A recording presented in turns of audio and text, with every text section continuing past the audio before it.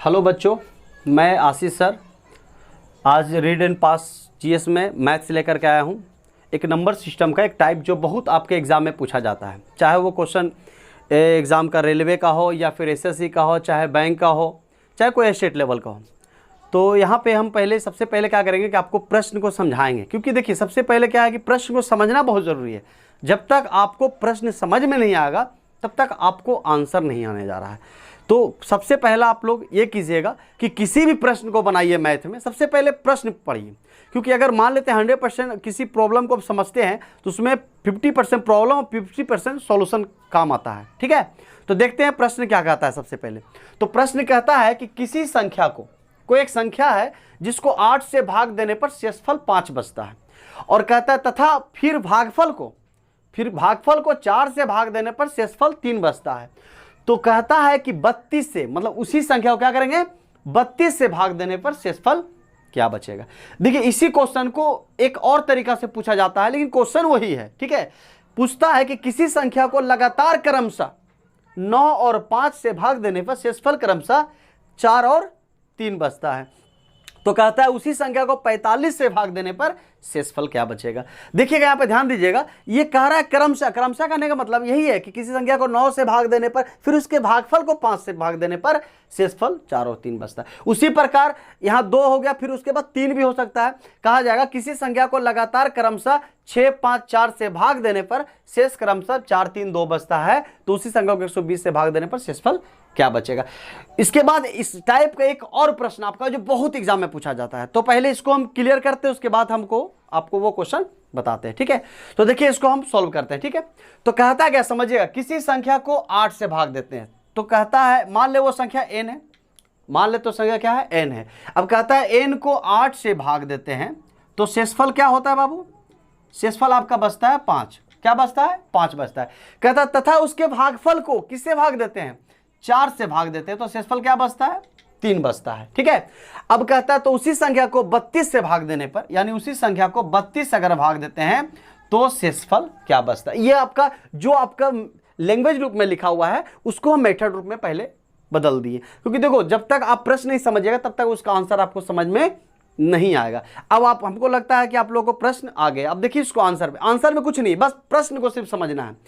तो कहता है किसी संख्या को 8 से भाग देने पर शेषफल 5 बचता है, उसके भागफल को 4 से भाग देने पर शेषफल 3 बचता है, उसी संख्या को 32 से भाग दे तो शेषफल क्या बचता है। सबसे पहला बात याद रखिएगा, जब भी ये प्रश्न पूछेगा 32 से भाग देने पर, तो ये हमेशा ये दोनों का गुणनफल रहेगा। क्या रहेगा, ये दोनों का गुणनफल रहेगा। अगर 3 स्टेप में दिया हुआ है तो तीनों का गुणनफल रहेगा। समझ में आ रहा है आप लोगों को। अच्छा, अभी हम निकालने का जो तरीका बताएंगे उससे 2 चीज निकलेगा, ये डायरेक्ट शेषफल भी आपका आ जाएगा और वो नंबर भी आ जाएगा। कहने का मतलब है कि अगर यहाँ पे नंबर भी पूछा जाता तो आपका वो नंबर भी बता सकते थे कि ये नंबर है जिसको 8 से भाग देंगे तो 5 शेष बचेगा और 4 से भाग देंगे तो 3 शेष बचेगा, और वो शेषफल भी आ जाएगा जिसको 32 से भाग देंगे तो शेषफल ही आएगा। तो इसको बनाने का तरीका समझिएगा, पहले वाले को छोड़ देना है, ये 4 को छोड़ देना है। ठीक है, ये आपका क्रॉस गुना होकर के यहाँ पे क्या होगा, ऐड होगा, यानी ये आपका गुना और प्लस होगा। समझ में आ रहा है। 2 स्टेप है तो 2 बार, 3 स्टेप है तो 3 बार, 4 स्टेप है तो 4 बार, जितना स्टेप जाएगा उतना बार आपको जाना है। तो ये जो मेरा प्रक्रिया है इससे मेरा क्या होगा, दोनों आंसर आएगा। ये आपका नंबर भी दे देगा और वो शेषफल भी दे देगा। समझ में आया आप लोग को। जैसे देखिए क्या होगा, 8 तिया 24 और 5 29, यानी कि वह 29 वह संख्या है जिसको हम 8 से भाग देंगे तो 5 शेष बचेगा, उसके भागफल को 4 से भाग देंगे 3 शेष बचेगा, और वही 29 वह संख्या है जिसको 32 से भाग देंगे तो शेषफल 29 बचेगा। किसी को प्रॉब्लम, ये आपका आंसर हो गया। ठीक है, ये समझ गए आप लोग। अब देखिए इसी प्रकार का ये पहला प्रश्न हुआ। ठीक है, अब इसी प्रकार का एक क्वेश्चन और दूसरा देखते हैं, बात समझिएगा। देखिए कहना ये प्रश्न भी वही चाह रहा है, बस वहां पे लगातार क्रमशः कह दिया। ठीक है, इससे आप लोग हड़बड़ाइएगा नहीं। अब देखिए प्रश्न क्या कर रहा है, किसी नंबर को लगातार क्रमशः, यानी मान लेते हो वो नंबर क्या है, n है, किससे भाग देने बोल रहा है, 9 और 5 से, और शेषफल क्या आ रहा है बाबू, 4 और 3।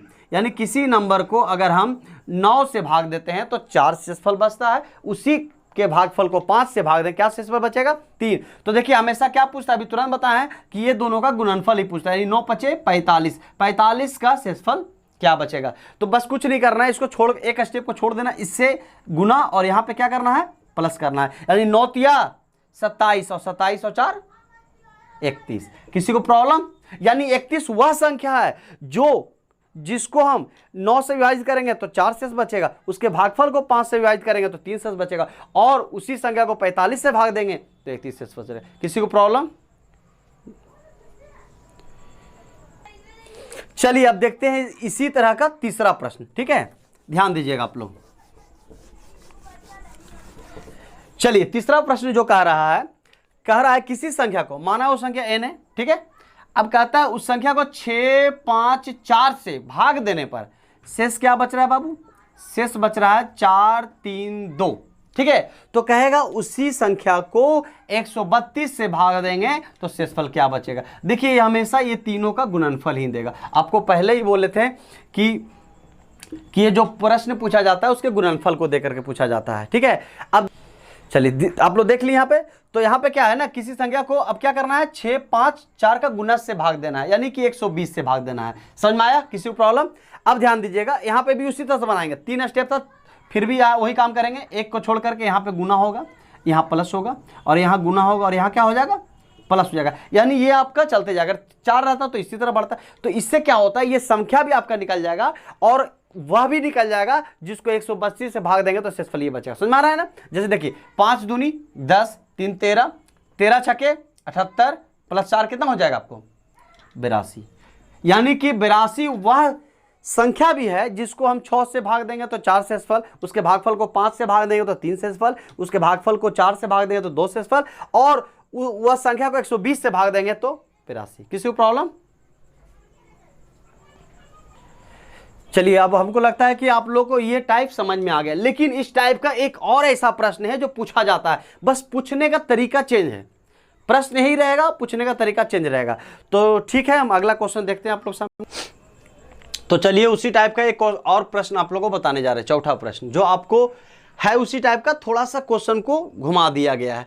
और सबसे बड़ा खासियत ये क्वेश्चन का है कि ये क्वेश्चन हमेशा, चाहे एसएससी हो, रेलवे हो, हमेशा सेम टू सेम पूछता है। यानी इसका आंसर आप अगर 10, 1, 6, ठीक है, अगर आप 10, 1, 6 रट भी लेते हो तो आपका एक प्लस पॉइंट रहेगा एग्जाम के लिए। ठीक है, लेकिन रटो नहीं, इसको समझो। ठीक है, तो प्रश्न क्या कहता है समझिए कि एक संख्या को क्रमशः, मान ले तो संख्या क्या है, n है, कहता है एक संख्या को क्रमशः 9, 11, 13 से विभक्त करने पर क्रमशः शेषफल क्या बचता है। ध्यान दीजिएगा, शेषफल क्या बचता है, 8, 9, 8 बचता है। समझ में आ रहा है आप लोगों को?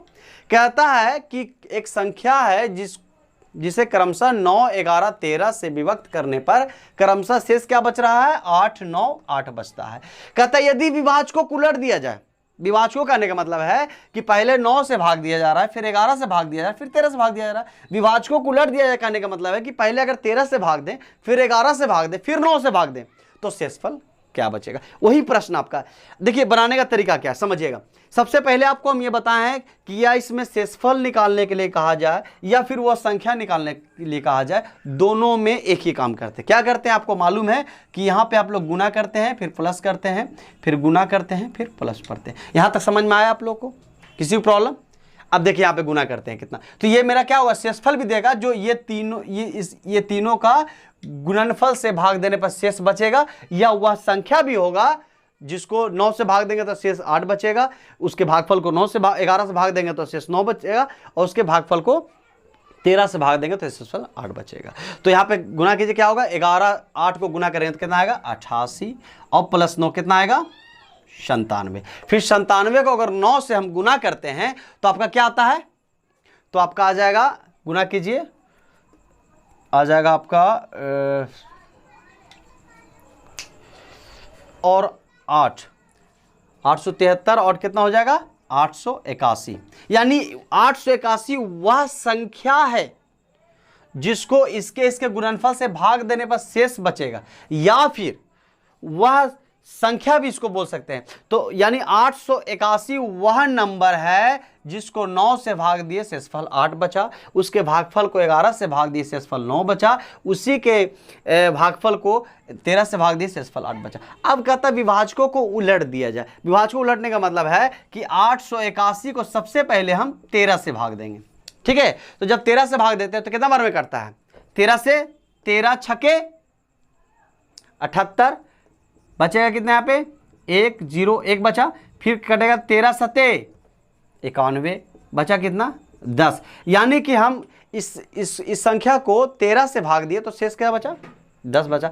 अब कहता है इसके भागफल को, भागफल कितना हुआ इतना। अब भागफल को किससे भाग देना है, भागफल को भाग देना है 11 से, तो 11 से भाग दिए तो 11 छके 66, बचा कितना 1।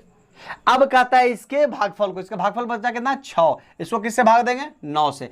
अब देखिए शेषफल किसको कहते हैं, जो भाजक से छोटा हो जाए। ये आपका भाजक से छोटा हो गया, यानी क्या हो गया, ये शेषफल हो गया। अब बताइए कि जब विभाजक को उलट दिया गया तो शेषफल क्या बचा 10 1 6। आप चाहें तो इसको बना करके भी एग्जाम में दे सकते हैं, नहीं तो हम आपको पहले ही बताएं कि एक ऐसा क्वेश्चन ये है जो आपका एसएससी और रेलवे क्या करता है, रिपीट करता है, सेम टू सेम प्रश्न। चलिए एक बार फिर से समझते हैं इस प्रश्न को। कहता है एक संख्या को क्रमशः 9 11 13 से विभक्त करने पर क्रमशः 8 9 8 शेष बचता है। यदि विभाजकों को उलट दिया जाए तो शेषफल क्या बचेगा। आपको पहले ही बताए थे कि यहाँ पे वह नंबर मान लेते हैं n, और कहा गया है कि उस नंबर को अगर 9 से भाग देते हैं तो शेषफल 8, उसके भागफल को 11 से भाग देते हैं तो शेषफल 9, और उसके भागफल को 13 से भाग देते हैं तो शेषफल क्या होता है 8 होता है।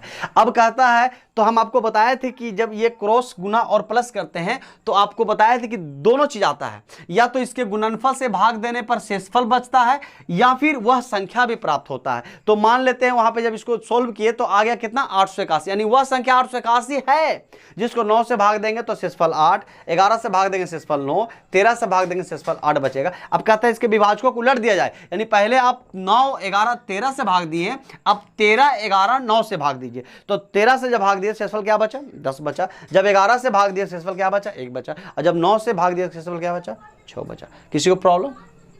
चलिए ठीक है, तो धन्यवाद आप लोग को। फिर हम नया चैप्टर के साथ फिर आपके पास फिर दोबारा आएंगे, ठीक है।